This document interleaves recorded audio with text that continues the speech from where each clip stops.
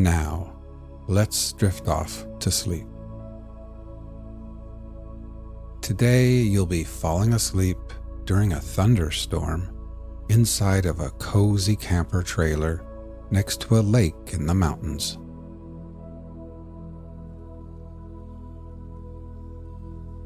Imagine you are feeling exhausted, hot, and sweaty as you return to your camper.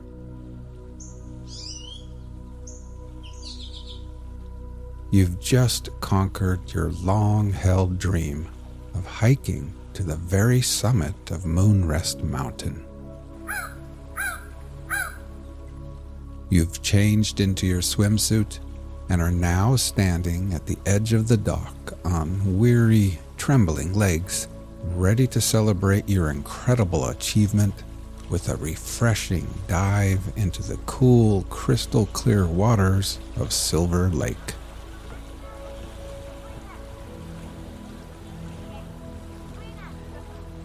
With your arms raised above your head and ready to dive in, you glance at the slow-moving dark clouds on the horizon.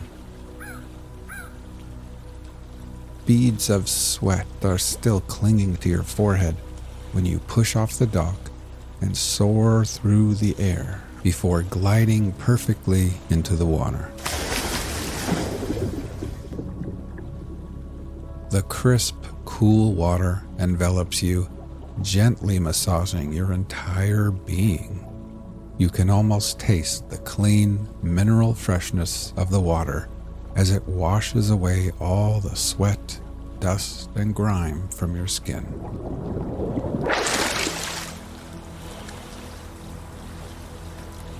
While breathing in deeply, you are met with the glorious sense of renewal. You feel utterly refreshed and rejuvenated.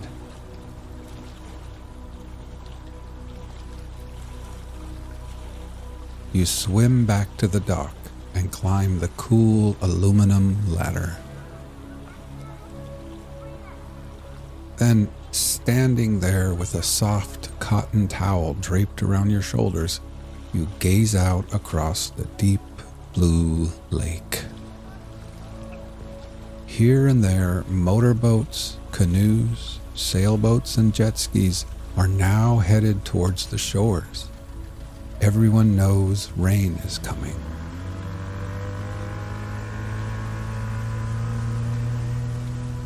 Kids wearing life vests and learning how to water ski are hoisted back into boats, and the small, colorful sails of dinghies flutter in the breeze as their little suntanned captains point them back towards land. Now, all toweled off and feeling a little bit chilled, you walk barefoot back to your camper ahead of the rain.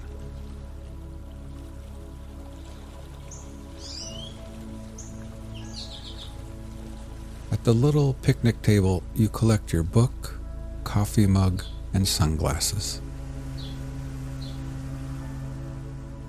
You gather up other items and place them into a plastic tote.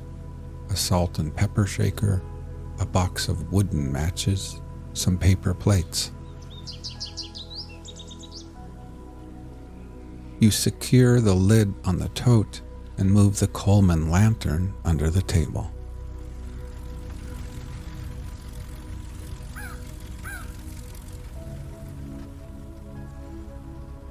At the fire pit, you fold up your camping chair and tuck it below the protective cover of a tall ponderosa pine. Then you return to your camper, open the door, and step inside.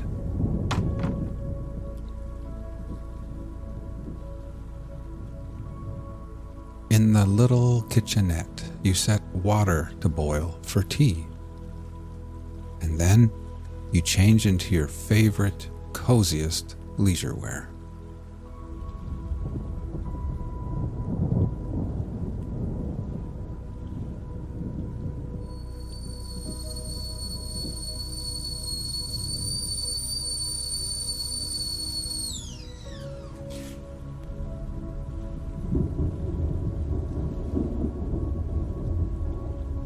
while the hot tea steeps, you settle at the quaint table and gaze out the window, watching as boats reach the shore and families hurry off to their campers and tents and cabins.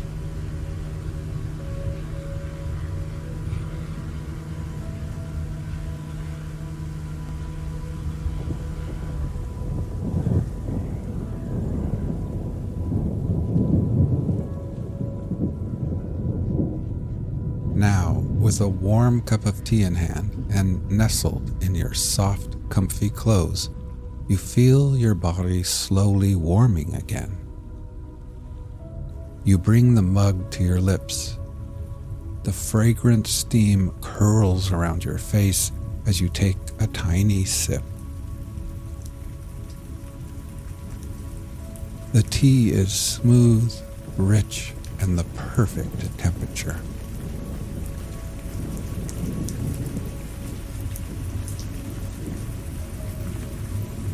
You take a bigger sip, and the tea flows down to your core, melting away the chill from the lake. A rush of warmth spreads throughout your body, like a wave of little goosebumps, and you're suddenly filled with a sense of deep accomplishment, peace, and satisfaction.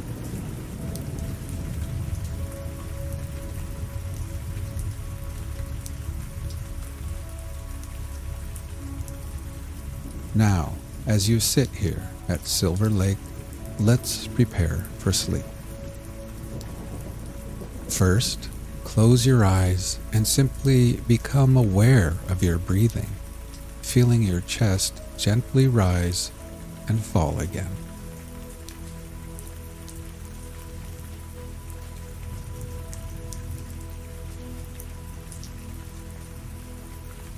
Next, let's take a few deeper breaths.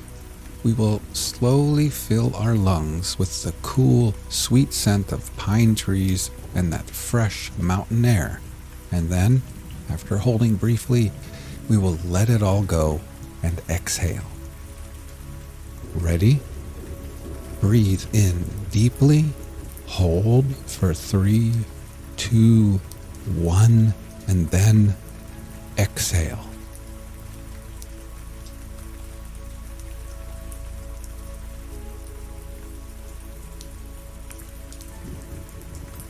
One more time. Breathe in deeply, hold for 3, 2, 1, and exhale.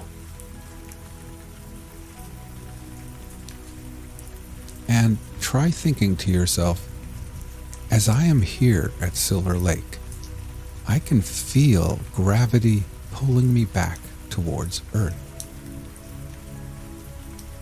With every exhale, I can feel the slow rotation of Earth and the Earth's steady movement around the sun. I can feel my tired feet, my ankles, my fatigued calves, my knees, and my legs becoming heavier and heavier and more relaxed.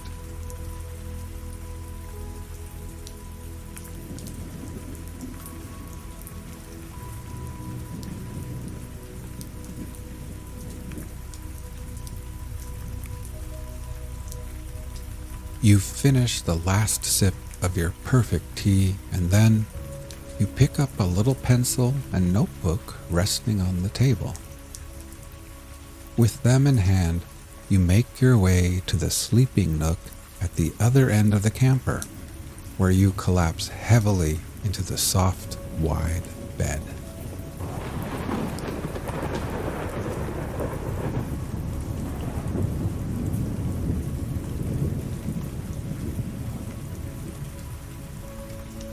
After the long, steep hike up Moonrest Mountain, the bed feels like a soft cloud beneath your tired body.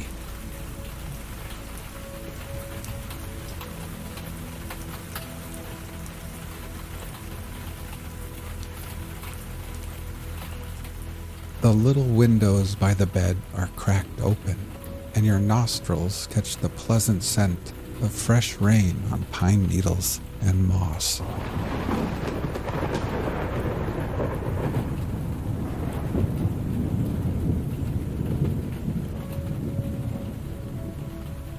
You look at your notepad and observe your to-do list. Each completed task is neatly crossed out with pencil. At the bottom of the page is one final entry on this list. A smile creeps across your face as you take the pencil and begin scribbling over that last item: climb Moonrest Mountain.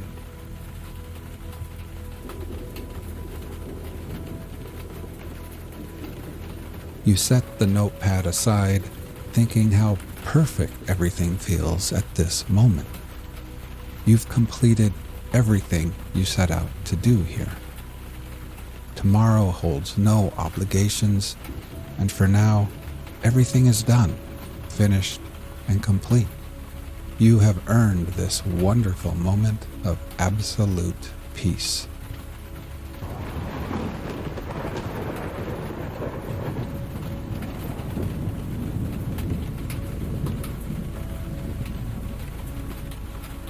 Your body sinks deeper into the soft bed. Every muscle relaxes from the tips of your fingers to the soles of your tired feet as you surrender to the peace and calm and take in the rich mountain air.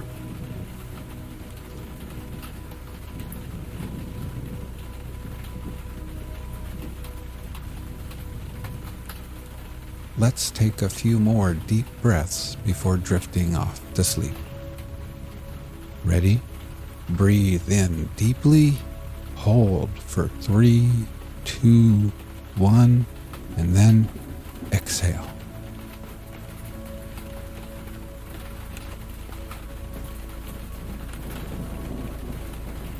One more time. Breathe in deeply, hold for 3, 2, 1, and exhale.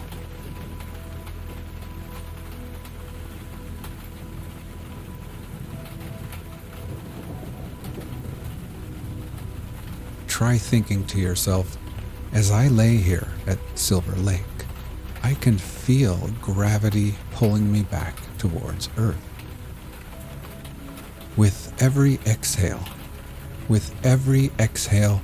I experience my body feeling heavier and heavier and more relaxed. I can feel my tired arms, my hands, my torso, shoulders, neck, and head becoming heavier and more relaxed.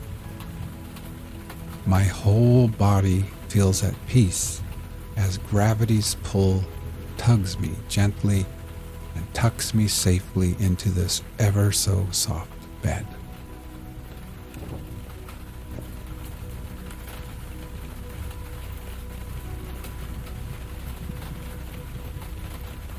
Now, feeling oh so satisfied, safe, accomplished, rejuvenated, sleepy, and happy, you reach over to a little transistor radio, tune it to your favorite station, then lay back and close your eyes.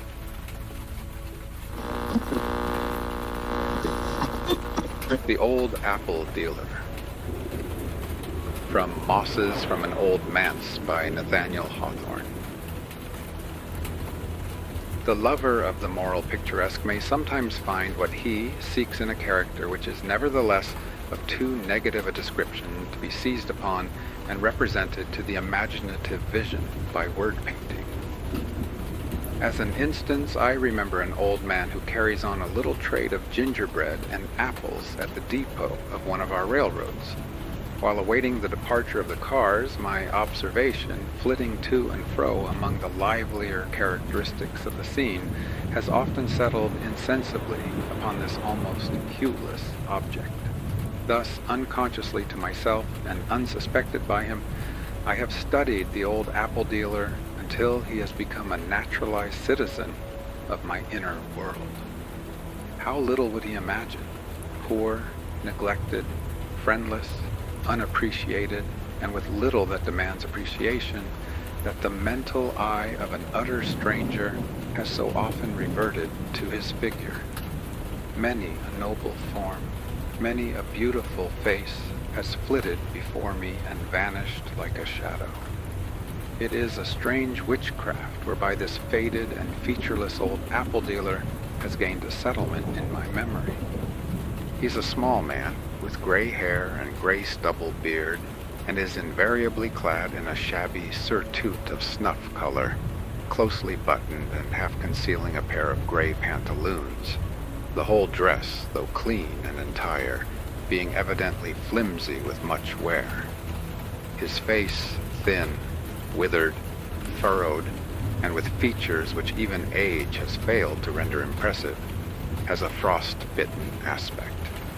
It is a moral frost which no physical warmth or comfortableness could counteract. The summer sunshine may fling its white heat upon him, or the good fire of the depot room may slake him the focus of its blaze on a winter's day, but all in vain, for still the old roan looks as if he were in a frosty atmosphere, with scarcely warmth enough to keep life in the region about his heart. It is a patient, long-suffering, quiet, hopeless, shivering aspect. He is not desperate, that, though its etymology implies no more, would be too positive an expression, but merely devoid of hope. As all his past life probably offers no spots of brightness to his memory, so he takes his present poverty and discomfort as entirely a matter of course. He thinks it the definition of existence, so far as himself is concerned, to be poor, cold, and uncomfortable. It may be added that time has not thrown dignity as a mantle over the old man's figure. There is nothing venerable about him. You pity him without a scruple. He sits on a bench in the depot room, and before him, on the floor, are deposited 2 baskets of a capacity to contain his whole stock in trade. Across from one basket to the other extends a board on which is displayed a plate of cakes and gingerbread, some russet and red-cheeked apples, and a box containing variegated sticks of candy, together with that delectable condiment known by children as Gibraltar Rock, neatly done up in white paper. There is likewise a half-pecked measure of cracked walnuts and 2 or 3 tin half-pints or gills filled with the nut kernels, ready for purchasers.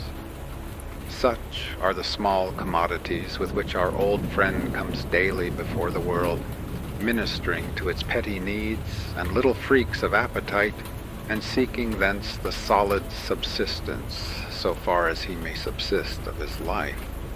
A slight observer would speak of the old man's quietude, but on closer scrutiny, you discover that there is a continual unrest within him, which somewhat resembles the fluttering action of the nerves in a corpse from which life has recently departed. Though he never exhibits any violent action, and indeed might appear to be sitting quite still, yet you perceive, when his minuter peculiarities begin to be detected, that he is always making some little movement or other. He looks anxiously at his plate of cakes or pyramid of apples, and slightly alters their arrangement, with an evident idea that a great deal depends on their being disposed exactly thus and so. Then, for a moment, he gazes out of the window. Then he shivers quietly and folds his arms across his breast, as if to draw himself closer within himself, and thus keep a flicker of warmth in his lonesome heart. Now he turns again to his merchandise of cakes, apples, and candy, and discovers that this cake or that apple or yonder stick of red and white candy has somehow got out of its proper position. And is there not a walnut kernel too many or too few in one of those small tin measures? Again, the whole arrangement appears to be settled to his mind, but in the course of a minute or two, there will assuredly be something to set right. At times, by an indescribable shadow upon his features, too quiet, however, to be noticed until you are familiar with his ordinary aspect, the expression of frost-bitten, patient despondency becomes very touching. It seems as if just at that instant the suspicion occurred to him that in his chill decline of life, earning scanty bread by selling cakes, apples, and candy, he is a very miserable old fellow. But if he thinks so, it is a mistake. He can never suffer the extreme of misery because the tone of his whole being is too much subdued for him to feel anything acutely. Occasionally, one of the passengers, to while away a tedious interval, approaches the old man, inspects the articles upon his board, and even peeps curiously into the two baskets. Another, striding to and fro along the room, throws a look at the apples and gingerbread at every turn. A third, it may be of a more sensitive and delicate texture of being, glances shyly thitherward, cautious not to excite expectations of a purchaser, while yet undetermined whether to buy. But there appears to be no need of such a scrupulous regard to our old friend's feelings. True, he is conscious of the remote possibility to sell a cake or an apple, but innumerable disappointments have rendered him so far a philosopher that even if the purchased article should be returned, he will consider it altogether in the ordinary train of events. He speaks to none and makes no sign of offering his wares to the public. Not that he is deterred by pride, but by the certain conviction that such demonstrations would not increase his custom. Besides, this activity in business would require an energy that never could have been a characteristic of his almost passive disposition even in youth. Whenever an actual customer appears, the old man looks up with a patient eye. If the price and the article are approved, he is ready to make change. Otherwise his eyelids droop again, sadly enough, but with no heavier despondency than before. He shivers, perhaps folds his lean arms around his lean body, and resumes the lifelong, frozen patience in which consists his strength. Once in a while a schoolboy comes hastily up, places cent or two upon the board, and takes up a cake or stick of candy or a measure of walnuts or an apple as red-checked as himself. There are no words as to price, that being as well known to the buyer as to the seller. The old apple dealer never speaks an unnecessary word, not that he is sullen and morose, but there is none of the cheeriness and briskness in him that stirs up people to talk. Not seldom he is greeted by some old neighbor, a man well-to-do in the world who makes a civil, patronizing observation about the weather, and then, by way of performing a charitable deed, begins to chaffer for an apple. Our friend presumes not on any past acquaintance. He makes the briefest possible response to all general remarks, and shrinks quietly into himself again. After every diminution of his stock, he takes care to produce from the basket another cake, another stick of candy, another apple, or another measure of walnuts to supply the place of the articles sold. 2 or 3 attempts, or perchance half a dozen, are requisite before the board can be rearranged to his satisfaction. If he have received a silver coin, he waits till the purchaser is out of sight, then examines it closely and tries to bend it with his finger and thumb. Finally, he puts it into his waistcoat pocket with seemingly a gentle sigh. This sigh, so faint as to be hardly perceptible and not expressive of any definite emotion, is the accompaniment and conclusion of all his actions. It is the symbol of the chillness and torpid melancholy of his old age, which only make themselves felt sensibly when his repose is slightly disturbed. Our man of gingerbread and apples is not a specimen of the needy man who has seen better days. Doubtless there have been better and brighter days in the far-off time of his youth, but none with so much sunshine of prosperity in them that the chill, the depression, the narrowness of means in his declining years can have come upon him by surprise. His life has all been of a piece. His subdued and nerveless boyhood prefigured his abortive prime, which likewise contained within itself the prophecy and image of his lean and torpid age. He was perhaps a mechanic who never came to be a master in his craft, or a petty tradesman rubbing onward between passably to do and poverty. Possibly he may look back to some brilliant epic of his career when there were $100 or $2 to his credit in the savings bank. Such must have been the extent of his better fortune, his little measure of this world's triumphs, all that he has known of success. A meek, downcast, humble, uncomplaining creature, he probably has never felt himself entitled to more than so much of the gifts of Providence. Is it not still something that he has never held out his hand for charity, nor has yet been driven to that sad home and household of earth's forlorn and broken-spirited children, the almshouse? He cherishes no quarrel, therefore, with his destiny, nor with the author of it. All is as it should be. If indeed he have been bereaved of a son, a bold, energetic, vigorous young man, on whom the father's feeble nature leaned as on a staff of strength, in that case he may have felt a bitterness that could not otherwise have been generated in his heart. But methinks the joy of possessing such a son, and the agony of losing him, would have developed the old man's moral and intellectual nature to a much greater degree than we now find it. Intense grief appears to be as much out of keeping with his life as fervid happiness. To confess the truth, it is not the easiest matter in the world to define and individualize a character like this, which we are now handling. The portrait must be so generally negative that the most delicate pencil is likely to spoil it by introducing some too positive tint. Every touch must be kept down, or else you destroy the subdued tone which is absolutely essential to the whole effect. Perhaps more may be done by contrast than by direct description. For this purpose I make use of another cake and candy merchant who, likewise, infests the railroad depot. This latter worthy is a very smart and well-dressed boy of 10 years old or thereabouts, who skips briskly hither and thither, addressing the passengers in a pert voice, yet with somewhat of good breeding in his tone and pronunciation. Now he has caught my eye and skips across the room with a pretty pertness, which I should like to correct with a box on the ear. "Any cake, sir? Any candy?" "No, none for me, my lad. I did but glance at your brisk figure in order to catch a reflected light and throw it upon your old rival yonder."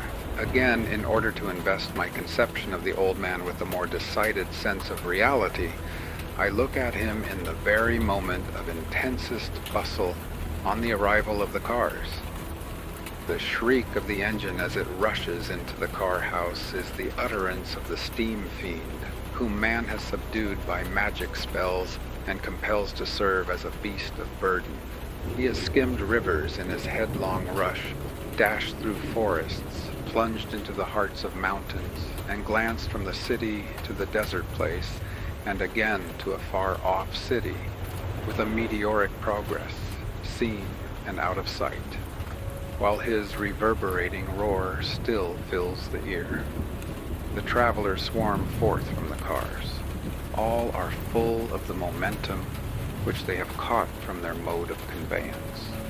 It seems as if the whole world, both morally and physically, were detached from its old standfasts and set in rapid motion.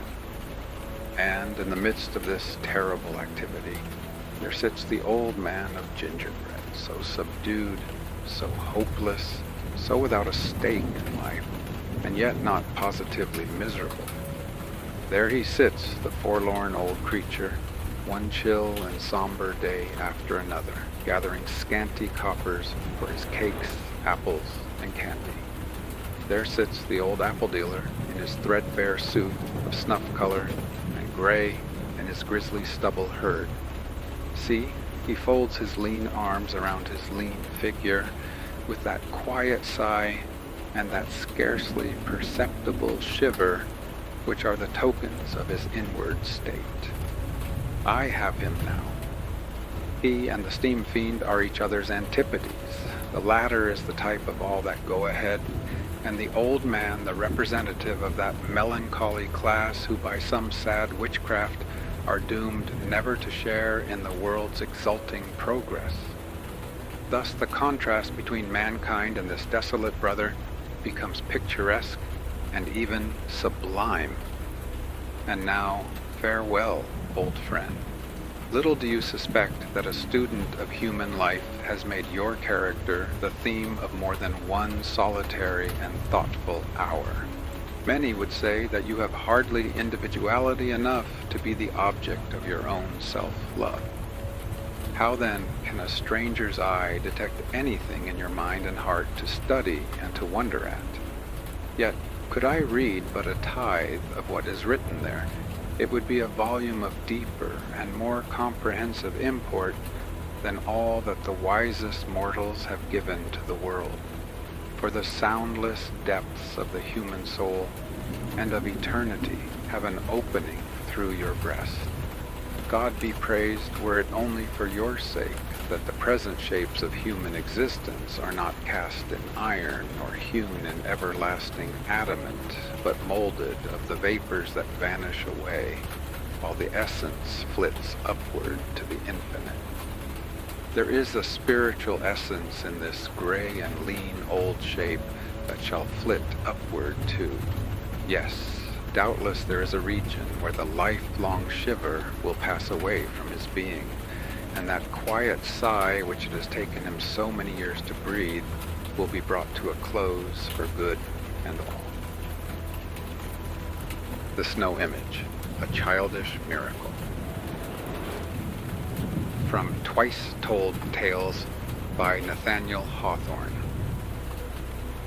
One afternoon of a cold winter's day, when the sun shone forth with chilly brightness after a long storm, two children asked leave of their mother to run out and play in the new-fallen snow. The elder child was a little girl, whom, because she was of a tender and modest disposition, and was thought to be very beautiful, her parents and other people who were familiar with her used to call Violet. But her brother was known by the style and title of Peony, on account of the ruddiness of his broad and round little phiz, which made everybody think of sunshine and great scarlet flowers. The father of these two children, a certain Mr. Lindsay, it is important to say, was an excellent but exceedingly matter-of-fact sort of man, a dealer in hardware, and was sturdily accustomed to take what is called the common sense view of all matters that came under his consideration. With a heart about as tender as other people's, he had a head as hard and impenetrable, and therefore perhaps as empty, as one of the iron pots which it was a part of his business to sell. The mother's character, on the other hand, had a strain of poetry in it, a trait of unworldly beauty, a delicate and dewy flower, as it were, that had survived out of her imaginative youth and still kept itself alive amid the dusty realities of matrimony and motherhood. So, Violet and Peony, as I began with saying, besought their mother to let them run out and play in the new snow. For though it had looked so dreary and dismal, drifting downward out of the gray sky, it had a very cheerful aspect, now that the sun was shining on it.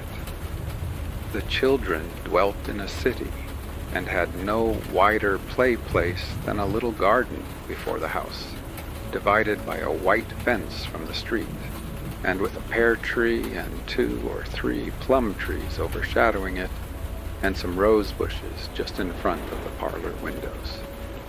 The trees and shrubs, however, were now leafless, and their twigs were enveloped in the light snow, which thus made a kind of wintry foliage, with here and there a pendant icicle for the fruit.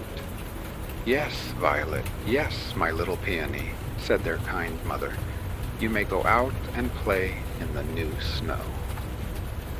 Accordingly, the good lady bundled up her darlings in woolen jackets and wadded sacks, and put comforters round their necks, and a pair of striped gaiters on each little pair of legs, and worsted mittens on their hands, and gave them a kiss apiece, by way of a spell to keep away Jack Frost.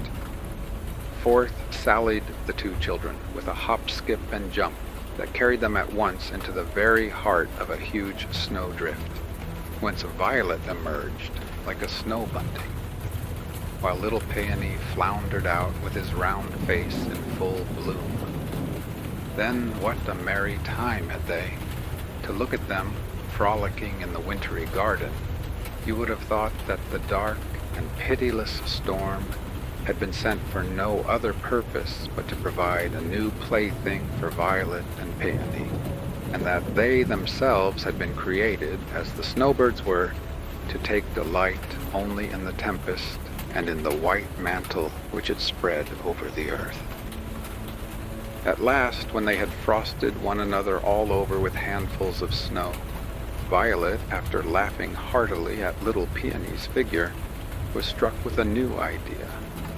"You look exactly like a snow image, Peony," said she, "if your cheeks were not so red, and that puts me in mind. Let us make an image out of snow, an image of a little girl, and it shall be our sister, and shall run about and play with us all winter long. Won't it be nice?" "Oh, yes," cried Peony, as plainly as he could speak, for he was but a little boy. "That will be nice, and Mamma shall see it." "Yes," answered Violet, "Mamma shall see the new little girl, but she must not make her come into the warm parlor, for you know our little snow sister will not love the warmth." And forthwith the children began this great business of making a snow image that should run about, while their mother, who was sitting at the window and overheard some of their talk, could not help smiling at the gravity with which they set about it.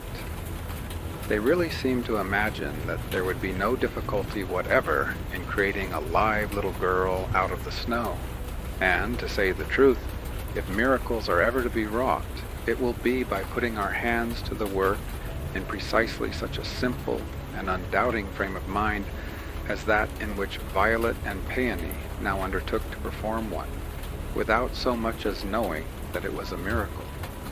So thought the mother, and thought likewise that the new snow, just fallen from heaven, would be excellent material to make new beings of, if it were not so very cold. She gazed at the children a moment longer, delighting to watch their little figures, the girl, tall for her age, graceful and agile, and so delicately colored that she looked like a cheerful thought more than a physical reality, while Peony expanded in breadth rather than height, and rolled along on his short and sturdy legs, as substantial as an elephant, though not quite so big. Then the mother resumed her work. What it was I forget, but she was either trimming a silken bonnet for Violet or darning a pair of stockings for little Peony's short legs. Again, however, and again and yet other agains, she could not help turning her head to the window to see how the children got on with their snow image. Indeed, it was an exceedingly pleasant sight, those bright little souls at their task. Moreover, it was really wonderful to observe how knowingly and skillfully they managed the matter. Violet assumed the chief direction and told Peony what to do, while with her own delicate fingers she shaped out all the nicer parts of the snow figure. It seemed, in fact, not so much to be made by the children as to grow up under their hands while they were playing and prattling about it. Their mother was quite surprised at this, and the longer she looked, the more and more surprised she grew. "What remarkable children mine are," thought she, smiling with a mother's pride, and smiling at herself too for being so proud of them. What other children could have made anything so like a little girl's figure out of snow at the first trial? Well, but now I must finish Peony's new frock, for his grandfather is coming tomorrow, and I want the little fellow to look handsome. So she took up the frock and was soon as busily at work again with her needle as the two children with their snow image. But still, as the needle traveled hither and thither through the seams of the dress, the mother made her toil light and happy by listening to the airy voices of Violet and Peony. They kept talking to one another all the time, their tongues being quite as active as their feet and hands. Except at intervals she could not distinctly hear what was said, but had merely a sweet impression that they were in a most loving mood, and were enjoying themselves highly, and that the business of making the snow image went prosperously on. Now and then, however, when Violet and Peony happened to raise their voices, the words were as audible as if they had been spoken in the very parlor where the mother sat. Oh, how delightfully those words echoed in her heart, even though they meant nothing so very wise or wonderful after all. But you must know, a mother listens with her heart much more than with her ears, and thus she is often delighted with the trills of celestial music when other people can hear nothing of the kind. "Peony, Peony," cried Violet to her brother, who had gone to another part of the garden. "Bring me some of that fresh snow, Peony, from the very farthest corner where we have not been trampling. I want it to shape our little snow sister's bosom with. You know that part must be quite pure, just as it came out of the sky." "Here it is, Violet," answered Peony in his bluff tone, but a very sweet tone, too, as he came floundering through the half-trodden drifts. "Here is the snow for her little bosom. Oh, Violet, how beautiful she begins to look." "Yes," said Violet, thoughtfully and quietly, "our snow sister does look very lovely. I did not quite know, Peony, that we could make such a sweet little girl as this." The mother, as she listened, thought how fit and delightful an incident it would be if fairies, or still better, if angel children were to come from paradise and play invisibly with her own darlings and help them to make their snow image, giving it the features of celestial babyhood. Violet and Peony would not be aware of their immortal playmates, only they would see that the image grew very beautiful while they worked at it, and would think that they themselves had done it all. My little girl and boy deserve such playmates if mortal children ever did, said the mother to herself, and then she smiled again at her own motherly pride. Nevertheless, the idea seized upon her imagination, and ever and anon she took a glimpse out of the window, half dreaming that she might see the golden-haired children of paradise sporting with her own golden-haired Violet and bright-cheeked Peony. Now, for a few moments, there was a busy and earnest but indistinct hum of the two children's voices as Violet and Peony wrought together with one happy consent. Violet still seemed to be the guiding spirit, while Peony acted rather as a laborer and brought her the snow from far and near.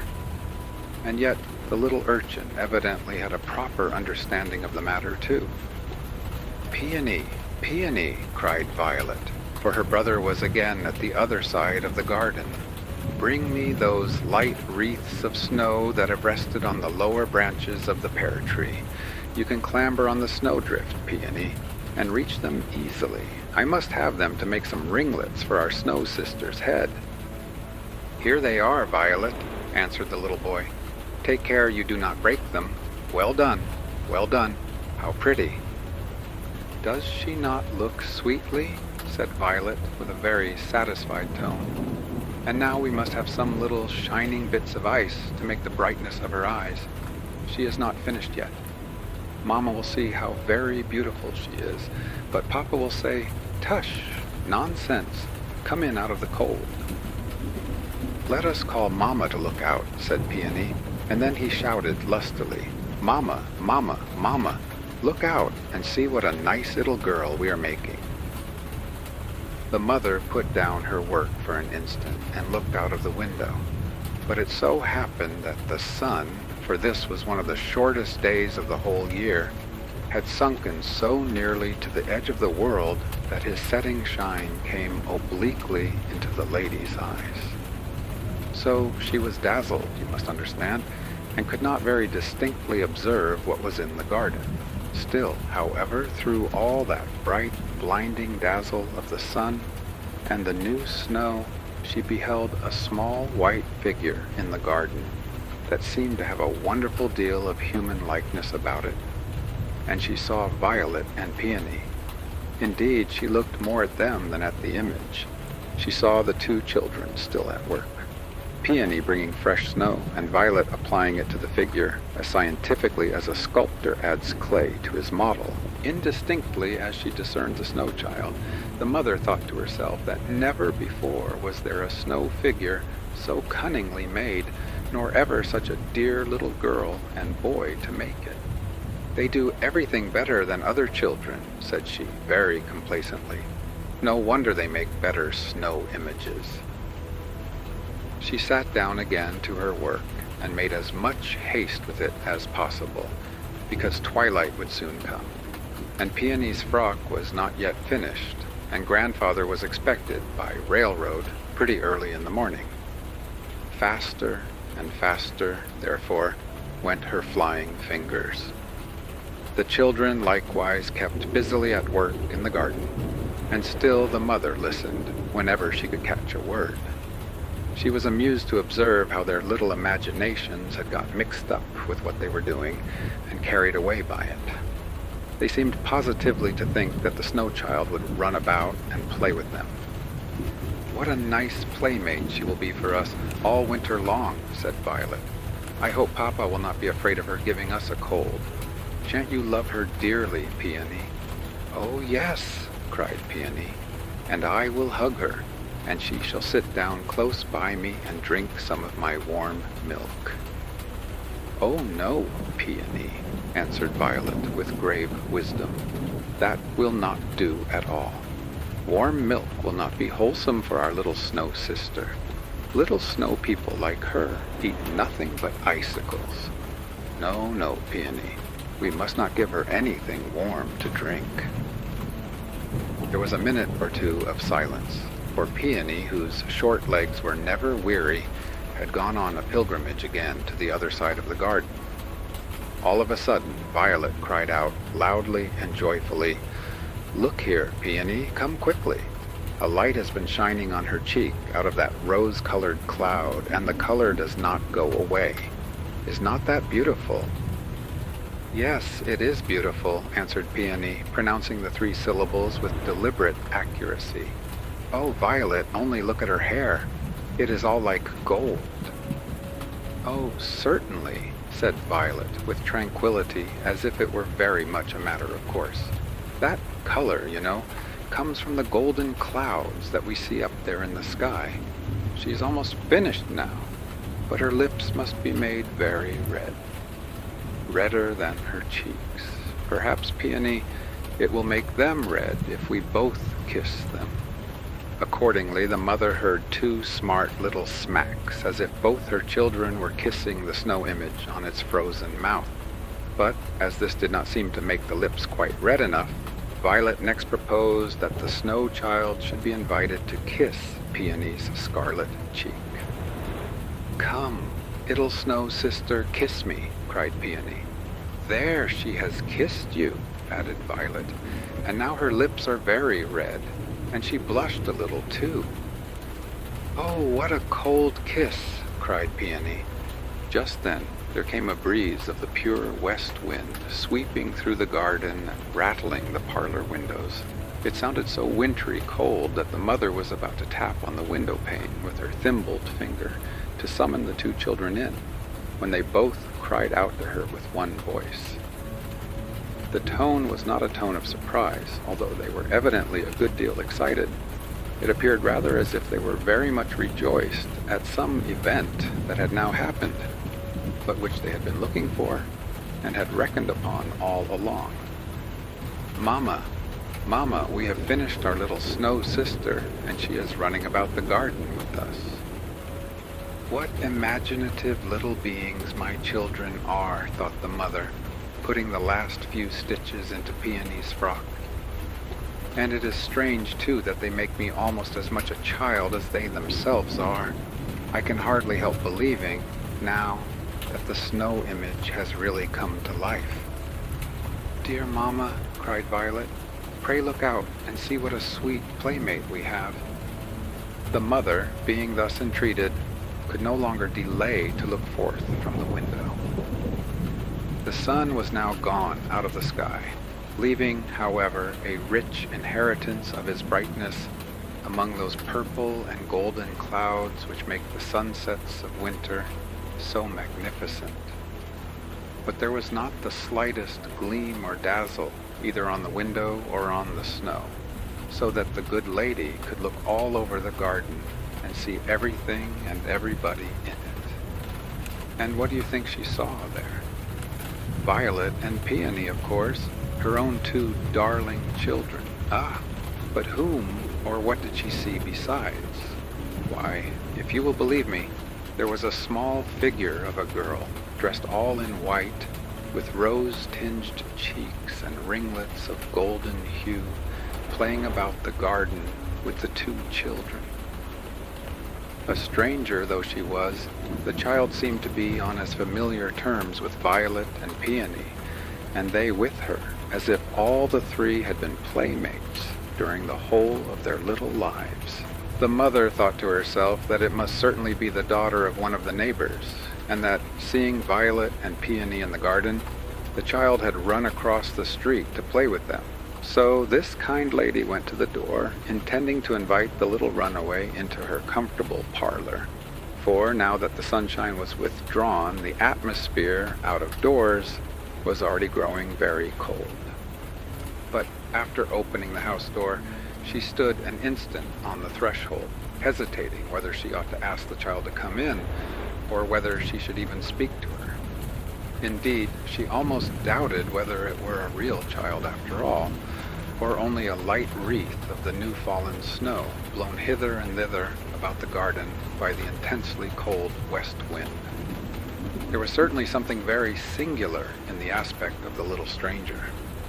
Among all the children of the neighborhood, the lady could remember no such face, with its pure white and delicate rose color, and the golden ringlets tossing about the forehead and cheeks.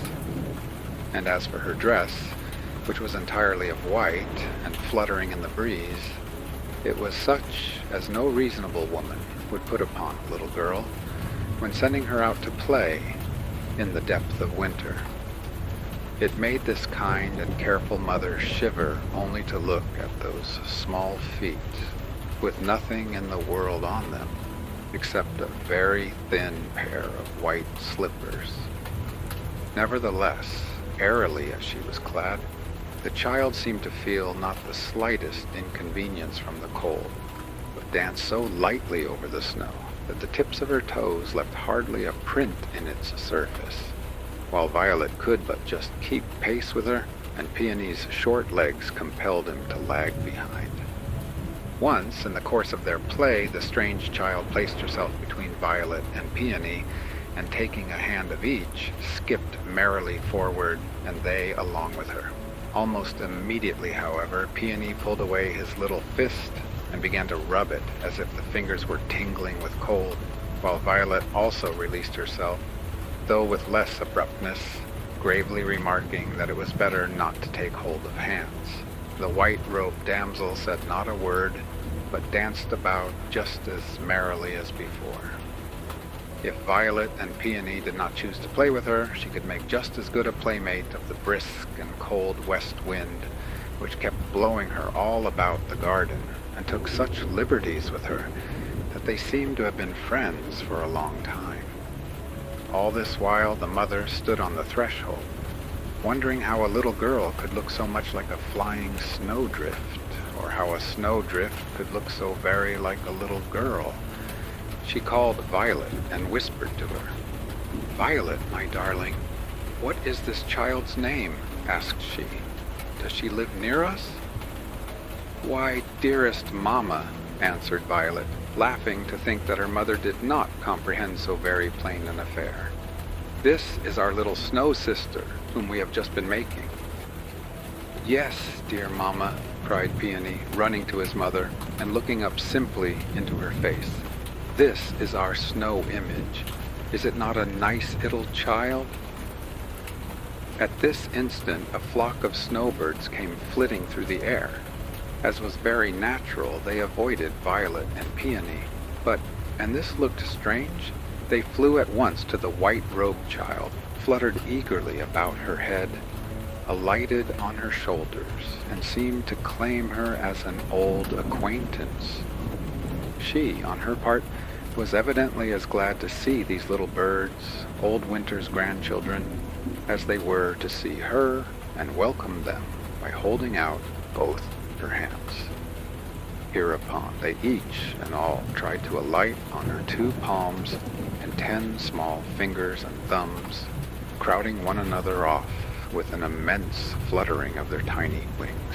One dear little bird nestled tenderly in her bosom. Another put its bill to her lips. They were as joyous all the while, and seemed as much in their element as you may have seen them when sporting with a snowstorm.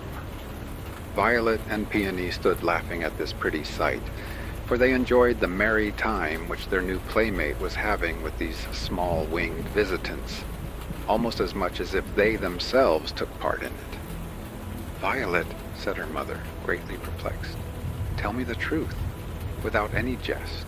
Who is this little girl?" "My darling mamma," answered Violet, looking seriously into her mother's face, and apparently surprised that she should need any further explanation. "I have told you truly who she is. It is our little snow image, which Peony and I have been making. Peony will tell you so, as well as I."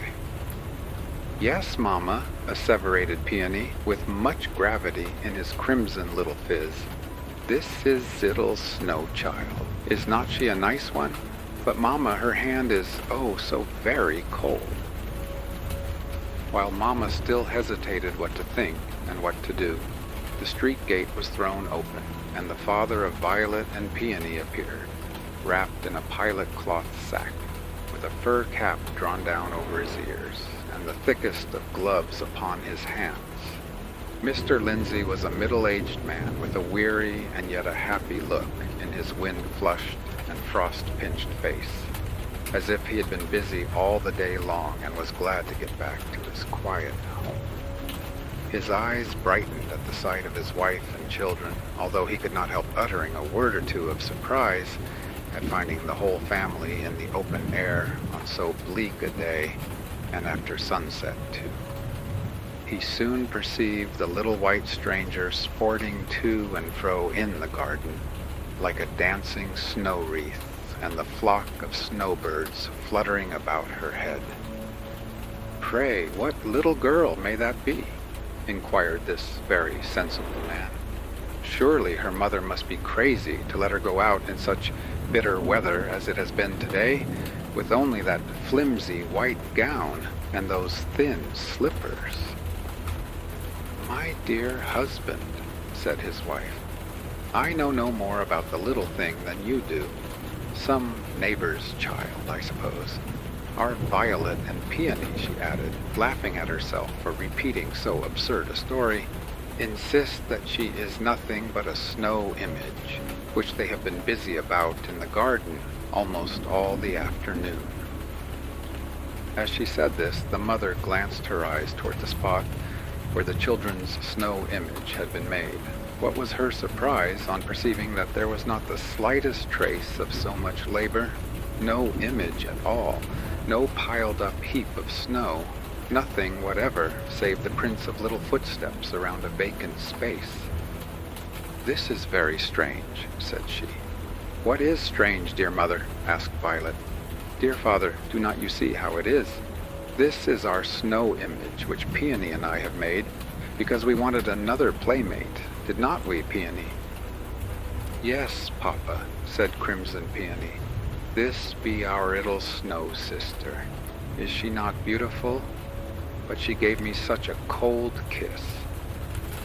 "Oh, nonsense, children," cried their good, honest father, who, as we have already intimated, had an exceedingly common, sensible way of looking at matters. "Do not tell me of making live figures out of snow. Come, wife, this little stranger must not stay out in the bleak air a moment longer. We will bring her into the parlor, and you shall give her a supper of warm bread and milk, and make her as comfortable as you can. Meanwhile, I will inquire among the neighbors, or if necessary, send the city crier about the streets to give notice of a lost child." So saying, this honest and very kind-hearted man was going toward the little white damsel with the best intentions in the world. But Violet and Peony, each seizing their father by the hand, earnestly besought him not to make her come in. "Dear father," cried Violet, putting herself before him, "it is true what I have been telling you. This is our little snow girl, and she cannot live any longer than while she breathes the cold west wind. Do not make her come into the hot room." "Yes, father," shouted Peony, stamping his little foot, so mightily was he in earnest. "This be nothing but our little snow child. She will not love the hot fire." "Nonsense, children, nonsense, nonsense," cried the father, half vexed, half laughing at what he considered their foolish obstinacy. "Run into the house this moment. It is too late to play any longer now.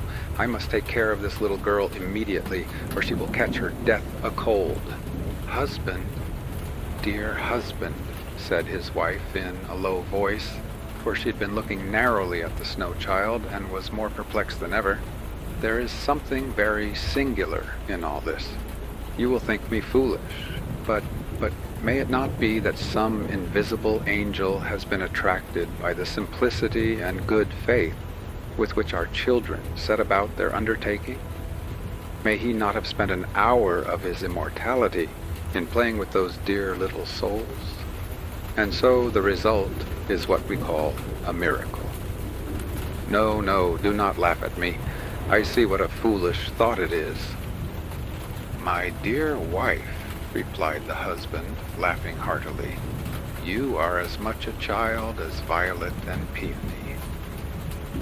And in one sense so she was, for all through life she had kept her heart full of childlike simplicity and faith, which was as pure and clear as crystal, and looking at all matters through this transparent medium, she sometimes saw truths so profound that other people laughed at them as nonsense and absurdity.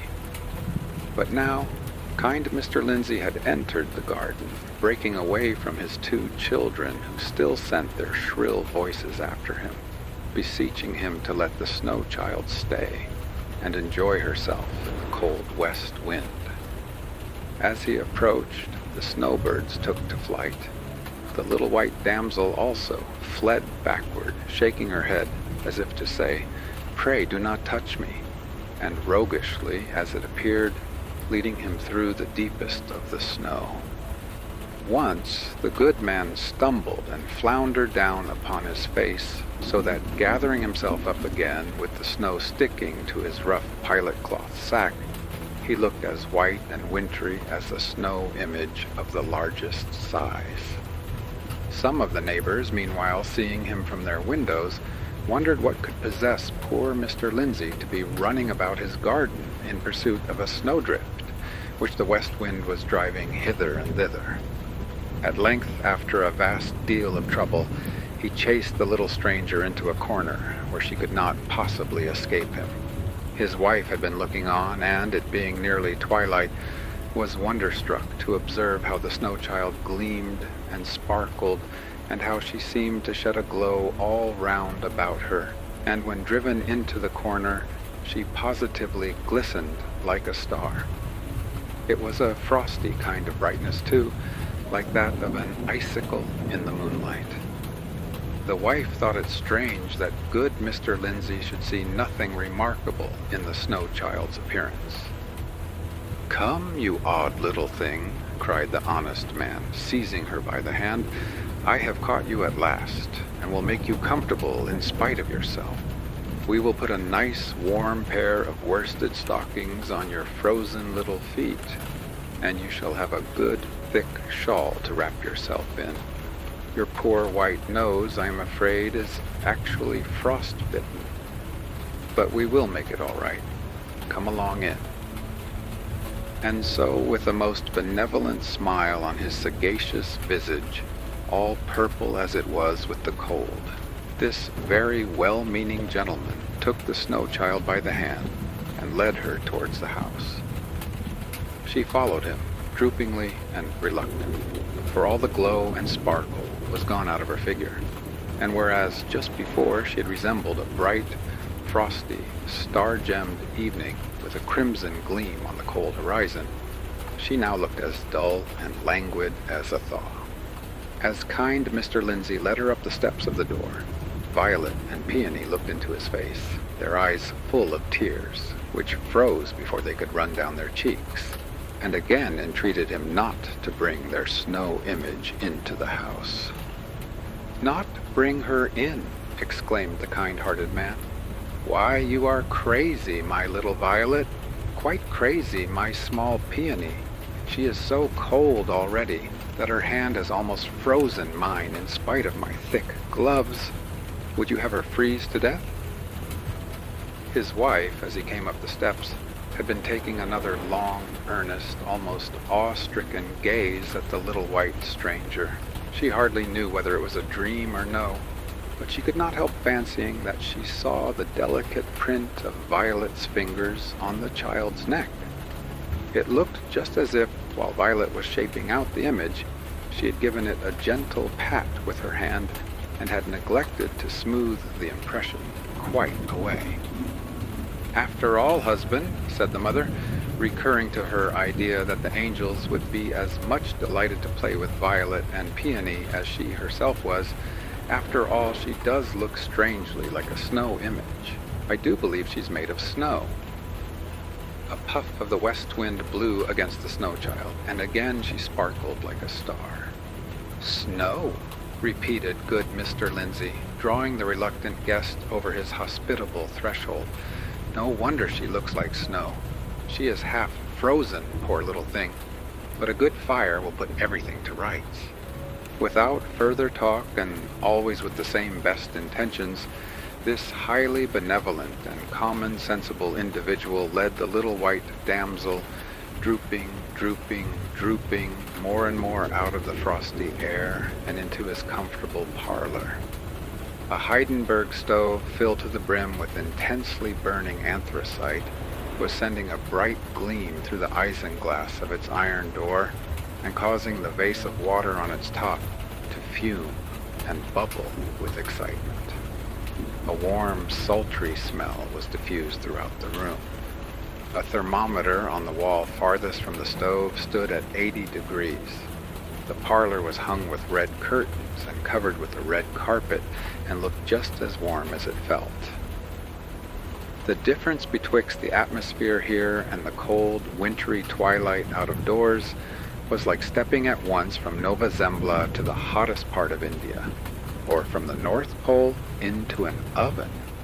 Oh, this was a fine place for the little white stranger. The common, sensible man placed the snow child on the hearth rug, right in front of the hissing and fuming stove. "Now she will be comfortable," cried Mr. Lindsay, rubbing his hands and looking about him with the pleasantest smile you ever saw. "Make yourself at home, my child." Sad, and drooping looked the little white maiden as she stood on the hearth rug with the hot blast of the stove striking through her like a pestilence. Once she threw a glance wistfully toward the windows and caught a glimpse through its red curtains of the snow-covered roofs and the stars glimmering frostily and all the delicious intensity of the cold night. The bleak wind rattled the window panes as if it were summoning her to come forth. But there stood the snow child drooping before the hot stove. But the common, sensible man saw nothing amiss. "Come, wife," said he, "let her have a pair of thick stockings and a woolen shawl or blanket directly, and tell Dora to give her some warm supper as soon as the milk boils. You, Violet and Peony, amuse your little friend. She is out of spirits, you see, at finding herself in a strange place. For my part, I will go around among the neighbors and find out where she belongs." The mother, meanwhile, had gone in search of the shawl and stockings, for her own view of the matter, however subtle and delicate, had given way, as it always did, to the stubborn materialism of her husband. Without heeding the remonstrances of his 2 children, who still kept murmuring that their little snow sister did not love the warmth, good Mr. Lindsay took his departure, shutting the parlor door carefully behind him. Turning up the collar of his sack over his ears, he emerged from the house and had barely reached the street gate when he was recalled by the screams of Violet and Peony and the rapping of a thimbled finger against the parlor window. "Husband! Husband!" cried his wife, showing her horror-stricken face through the window panes. "There is no need of going for the child's parents." "We told you so, Father," screamed Violet and Peony as he re-entered the parlor. "You would bring her in, and now our poor, dear, beautiful little snow sister is thawed." And their own sweet little faces were already dissolved in tears, so that their father, seeing what strange things occasionally happen in this everyday world, felt not a little anxious lest his children might be going to thaw too. In the utmost perplexity, he demanded an explanation of his wife. She could only reply that, being summoned to the parlor by the cries of Violet and Peony, she found no trace of the little white maiden, unless it were the remains of a heap of snow which, while she was gazing at it, melted quite away upon the hearth-rug. "And there you see all that is left of it," added she, pointing to a pool of water in front of the stove. "Yes, Father," said Violet, looking reproachfully at him through her tears. "There is all that is left of our dear little snow sister." "Naughty Father!" cried Peony, stamping his foot, and I shudder to say, shaking his little fist at the common sensible man. "We told you how it would be. What for did you bring her in?" And the Heidenberg stove, through the isinglass of its door, seemed to glare at good Mr. Lindsay like a red-eyed demon, triumphing in the mischief which it had done. This, you will observe, was one of those rare cases which yet will occasionally happen, where common sense finds itself at fault. The remarkable story of the snow image, though to that sagacious class of people to whom good Mr. Lindsay belongs, it may seem but a childish affair, is, nevertheless, capable of being moralized in various methods, greatly for their edification. One of its lessons, for instance, might be that it behooves men, and especially men of benevolence, to consider well what they are about, and, before acting on their philanthropic purposes, to be quite sure that they comprehend the nature and all the relations of the business in hand. What has been established as an element of good to one being may prove absolute mischief to another, even as the warmth of the parlor was proper enough for children of flesh and blood, like Violet and Peony, though by no means very wholesome, even for them, but involved nothing short of annihilation to the unfortunate snow image. But after all, there is no teaching anything to wise men of good Mr. Lindsay's stamp. They know everything, oh, to be sure, everything that has been, and everything that is, and everything that, by any future possibility, can be. And should some phenomenon of nature or providence transcend their system, they will not recognize it, even if it come to pass under their very noses. "Wife," said Mr. Lindsay, after a fit of silence, "see what a quantity of snow the children have brought in on their feet. It has made quite a puddle here before the stove. Pray tell Dora to bring some towels and mop it up."